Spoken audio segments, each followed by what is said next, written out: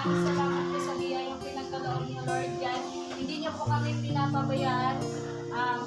Kahit po mayroon po kami pagkukulang or laban sa inyo, hindi niyo po pinapabayaan po na mahirapan po kami. Hindi niyo po pinahayaan na magutom kami. You always bless us no matter what happened in our life. Thank you, Lord God, sa provision na binibigyan niyo po sa bawat isa sa amin, sa divine protection po. Kailan ko yung mention din po at Kuya Makmak.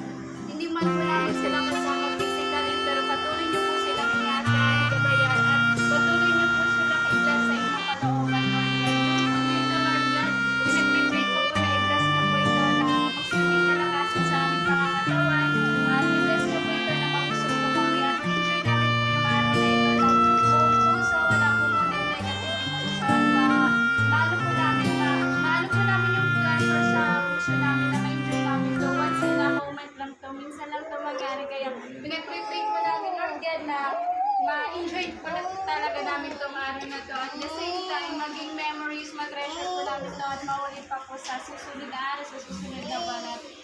Lord God, maraming salamat po ulit dahil hindi niyo po kami pinapabayaan, patuloy na binibigayaan sa kabila ng aming pagkukulang.